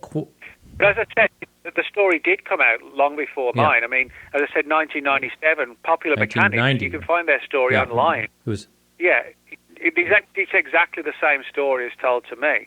Leonard Stringfield, a well-known UFO researcher, he published the same story. Although he didn't endorse it, he published the story in 1991 in one of his status reports, as they were called. So the other angle, of course, is I know now, looking back retrospectively, that a number of UFO researchers were also given the story years ago, but they chose not to publish it because they didn't like what they were hearing. And so they were driven by that kind of I want to believe factor, or I want to disbelieve factor. So a lot of researchers, I won't say a lot, but some researchers who got the story did legitimately receive the story years ago, but just did not want to put it out. I know in a couple of cases the reason why was because they were fearful of being kicked off the lecture circuit, or not being in with the right crowd anymore, because they dare to suggest Roswell as a UFO event didn't happen. But from my perspective, I don't care what people think. If it gets me thrown off the lecture circuit from this group or that group, that's too bad, and if people want to confront me at an event, and it gets raised at a confrontational, I don't care. I'm going to say what I've found and put it out, and I don't care about the ramifications. People like it, fine. If people don't like it, well, I ain't going to lose no sleep about it. The one thing I still am a little puzzled at, Nick, and that is, why would it be so secretive that these people would be threatened? And why would they fear for their lives over something that had to do with an experimental post-war, not during the war, but post-war, like balloon? Well, yeah. Again, it came to not the technology at all. It just purely and simply came down to the fear of what the world, well, not just the world, but the American people might say if it was found that, number one, that people had been taken from like prisons and asylums and used against their will in high altitude balloon flight. And the other angle being that a lot of the technology was based on the Japanese balloon designs that they were planning on building had the atomic bombs dropped on Hiroshima and Nagasaki not happened and the war continued. They were planning on building these massive, sturdier balloons. And when the war ended, with the paperclip program and the Japanese equivalent, the scientists were told, you either work for us or you do 30 years in jail or life in jail. What's it going to be? It's one of those, it's like one of those sort of mafia offers, the one you can't refuse.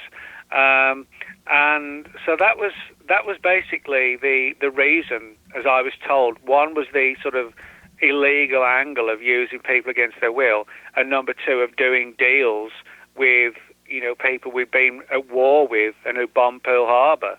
Now, for people who might think that's sort of too extreme, I mean, I'm sure you've heard of Operation Paperclip, which you can find massive amounts online now, even some of the original files where German scientists who'd been bombing Europe, creating rockets, bombing Europe in 1944-45, were actually working out at White Sands in 47 in New Mexico.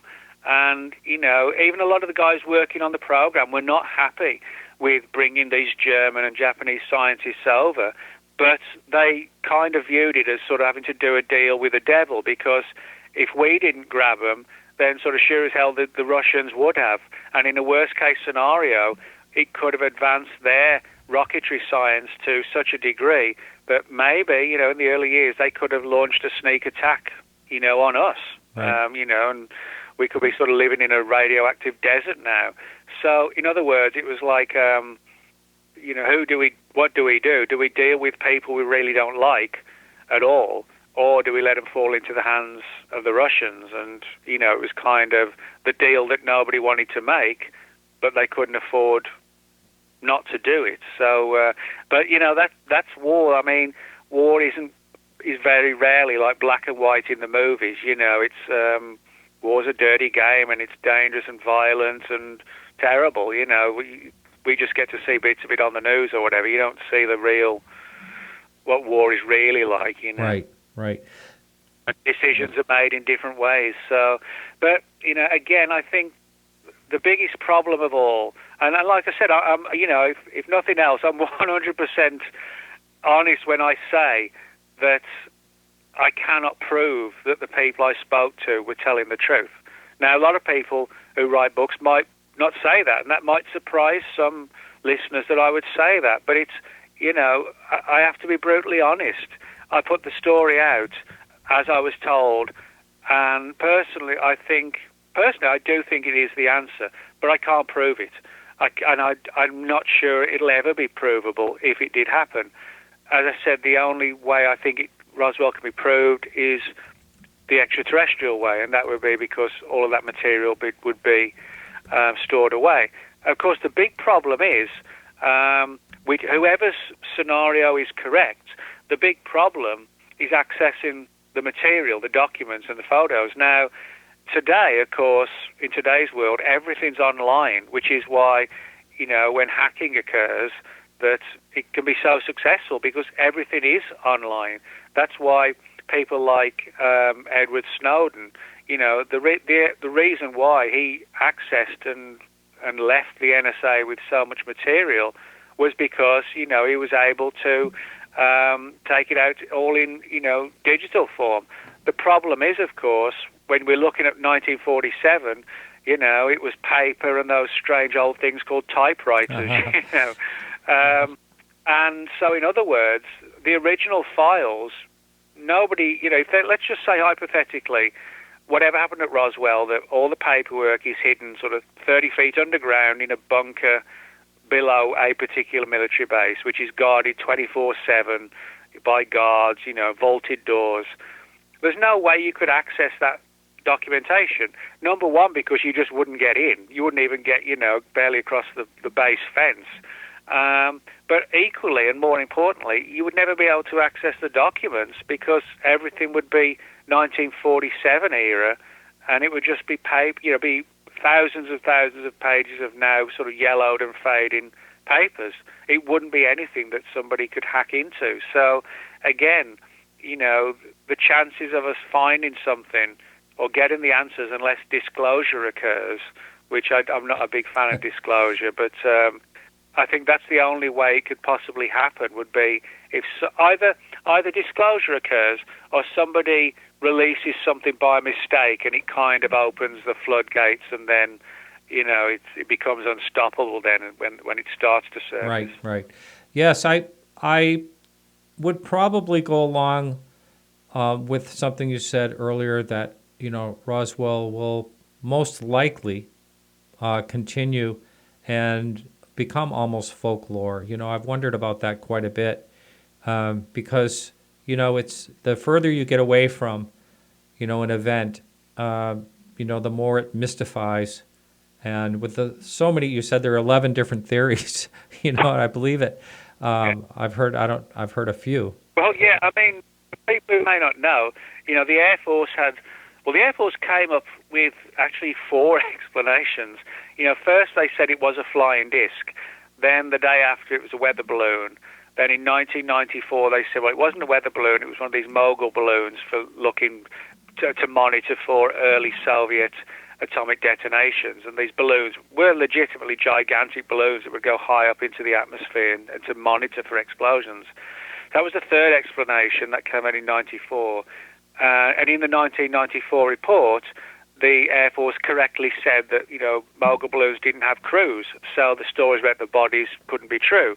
But then in 97, which was really weird that they would even do this, they said, well, yes, actually there were bodies after all, but they were crash test dummies. And, that's one of the weird things, is why they even felt they had to address the bodies issue in 97, when in 1994 they'd already said there were no bodies. A lot of people forget that as to why. It wasn't like that somebody was pushing them to explain the bodies. They explained it from their perspective in 94 by saying there weren't any bodies. It was like a closed door situation. But then they did change their mind.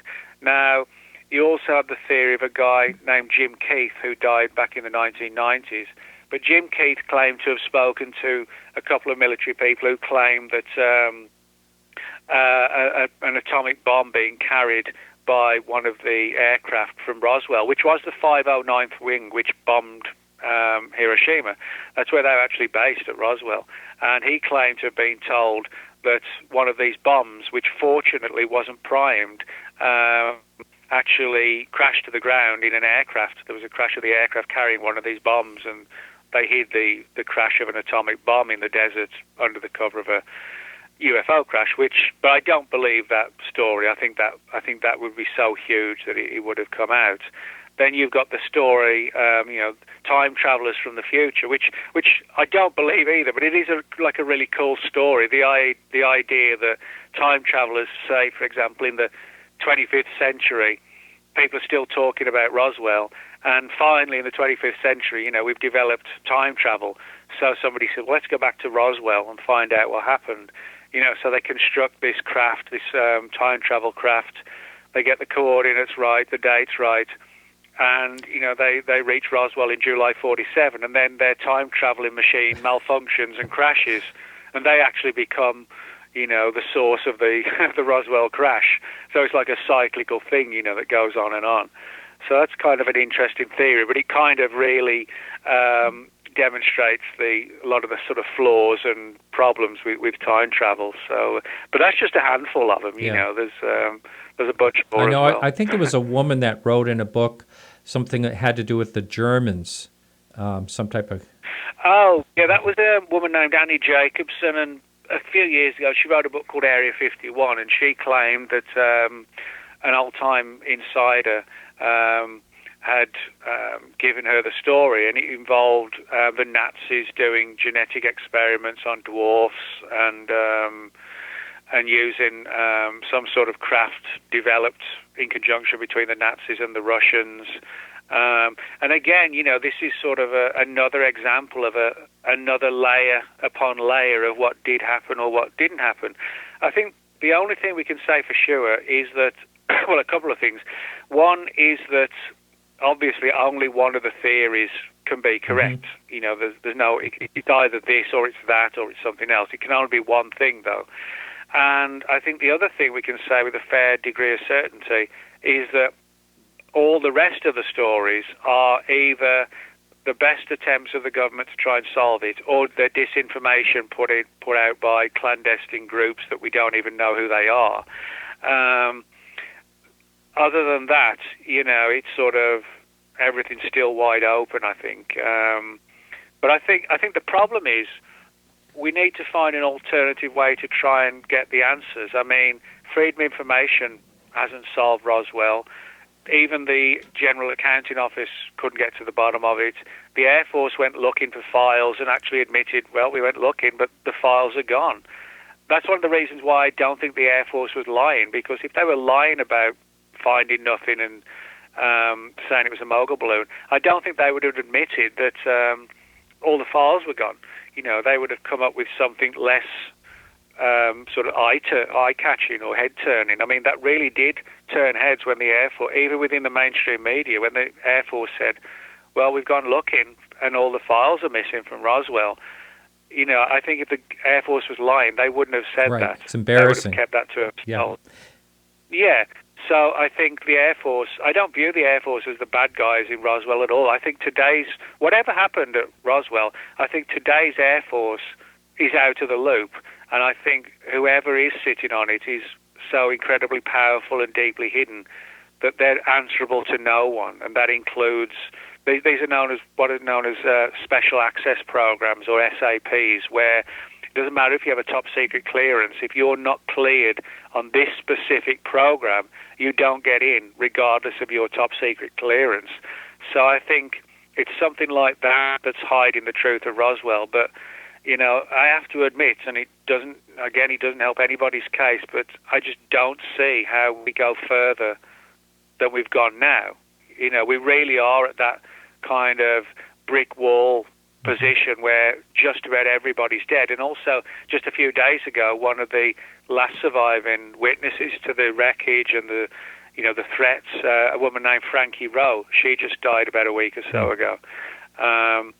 And so that's another one gone. So, you know, there really is hardly anybody left now. And, you know, I just don't know what that alternative way to getting the answers is, even if there is even one, you know. Well, you know, I thought I was going to punch a bunch of holes in your theory, but it had to do mostly because I had, for some reason, assumed that you were claiming this thing came from Japan, and that's where I was, you know, going to argue with you.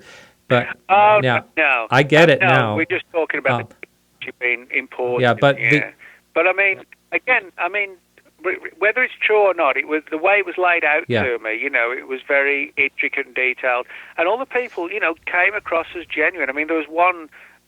Other than two people, everybody in the book is named under their real names who I interviewed, because obviously, you know, the publisher insists on that kind of stuff. There was one elderly lady who preferred to go under a pseudonym, but I had to provide, obviously, again, for her all of her contact info for the publisher. But I mean, when I met her, this was actually at a Denny's restaurant in the summer of 2001, and she was 79 then. She died a couple of years ago. But when I spoke to her about this angle, and she told me what she knew of it, I mean, she was literally, bear in mind this was 91, and she was talking about events in 47, you know, decades ago. She was literally kind of shaking, you know, and her lips were kind of wobbling, not through the emotion, you know, tears or anything like that, just cold fear of what's the government going to do? Should I actually say anything to you? What's going to happen if you write the book? I mean, her concern was not, what are you going to pay me? You know, how many, you know, what shows am I going to be on talking about this? She was like, you know, somebody who's backtracking, wondering, should I have actually even got into this? And she did not come across like, you know, a carefully planted actor or anything like that. Now, could she have been? Well, she could have been, but if she was, you know, she would have deserved an actor. She was like petrified of, had she got into the right thing of actually saying anything. And, you know, I was kind of like, well, you know, you opened the floodgates, not me. Well, now, the last question I have for you here, before we wrap this up, is you have been on a lot of shows talking about your theory, and I know you talked about it out at the Roswell festival. That actually almost got me a fist fight at Roswell, you know? I mean, really, a fist fight. Well, the question I had is, has anyone had like a rebuttal to you that made you go, wow, I didn't think of that. Did any of that pop up? I wouldn't say it was anything specific, but I mean, what I would say is that even higher, I have to admit, things like the memory metal, I know we mentioned this once, but I mean, it is an important issue.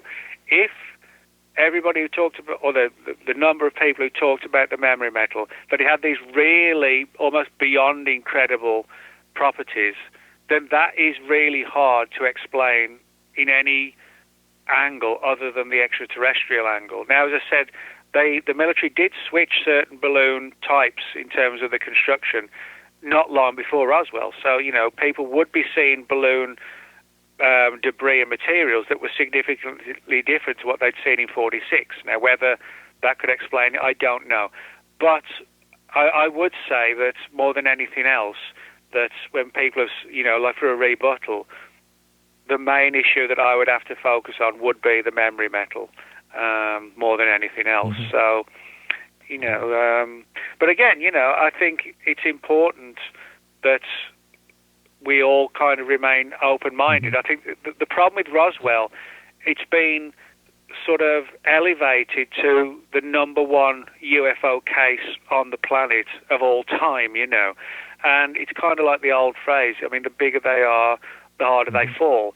And I think what's happened is that so many people now have placed all their hopes in Roswell as the one case that can solve it, that then just simply not open to anything else, because it's almost like the fear factor of, I really don't want to know if it's something other than extraterrestrial. Now, I'm a full-on believer in the existence of UFOs. I got interested because my dad was in the Royal Air Force in the UK and worked on radar and was involved in a couple of UFO cases. So I'm a full-on believer. I'm just not sure aliens crashed at Roswell.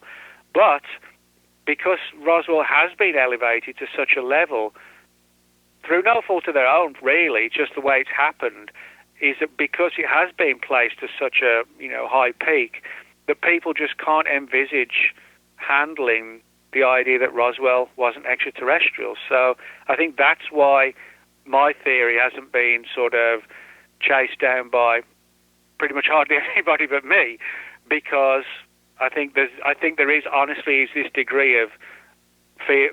People are fearful of what they might find.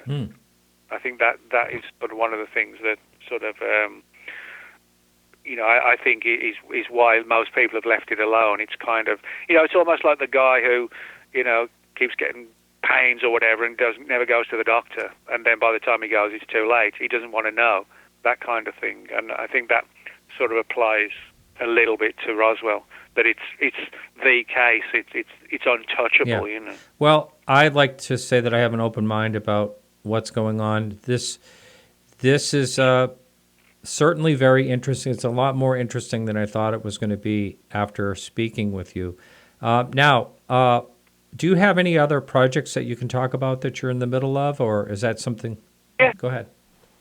No, that's totally fine. I've actually got a book. We mentioned the Dogman earlier. I've got a book coming out in September, so not far away. Copies will probably start surfacing in about a few weeks, called Shapeshifters, which is a study of the whole shapeshifter phenomenon throughout history, mythology, folklore, legend, going back thousands of years to the present day. Looking at, the whole issue of shapeshifting in general. And then in January, so we're just talking just shortly after Christmas, I've got a full-length book on the whole controversy surrounding the Slender Man phenomenon. I'm sure a lot of you listeners have heard of the Slender Man, this sort of creepy character that surfaced on the internet in 2009, but which now people see in the real world. So the theory is it's what's known as a thought form or a tulpa. The idea being that enough people focus on something in their mind, they can kind of bring it to life in a strange way. So, it's like a fictional entity becomes fact because enough people believe in it. So I have heard of that. That one's called the Slender Man Mysteries, and that'll be out in January. That is very interesting. I'll have to have you back on. Yeah. Okay. Thanks so much, Nick. As always, it's been a lot of fun. All right. Well, thanks a lot, Martin. Thanks for having me on again. You bet. Take care now. All right. You too. See you later. Well, everyone, thanks so much for hanging in and watching online. And also, this show does come out as a podcast It's for members only on the Everything Else show. You can actually sign up for $2 or more a month for this podcast and for the UFO podcast. And that information's on podcastufo.com. Would appreciate your support. We do get a lot of downloads for the UFO show, for one. Tens of thousands, actually, which runs into a lot of money. So there are a lot of expenses I would like, hopefully, to cover. So for just $2 a month or more, you can do that. I would appreciate it. And next week, we have an interesting guest. His name is Zoltan Estevan, and he is going to be talking about transhumanism and artificial intelligence. A real interesting guy out in California. So he'll be back next week. I'm not really sure if I'm going to be able to do every single Monday, but if you want to find out what's going on, there's two different ways you can do that. One, you can subscribe to the YouTube channel, and that's right on the YouTube page if you're watching there. Secondly, you can fill out the email address newsletter once a week. One newsletter goes out telling what our guests are on the UFO show and also on the Everything Else show. And that's on podcastufo.com on the sidebar. So like I say, once a week you can get a newsletter and find out what's happening. So we're back to regular times for our shows, and that is, on Mondays, it varies between 8 and 9 o'clock, and then goes on for, however, on Podcast UFO show, which is on Wednesday nights, that's 8 to 10 p.m. Eastern Standard Time. All right, so thanks so much, and we will be back next Monday, and we are going to be talking about lake monsters eventually, a couple weeks away. One gentleman has done a really nice book on all the different lake monsters throughout the world, so he'll be on talking about that. Thank you, everyone, and we'll be back next week.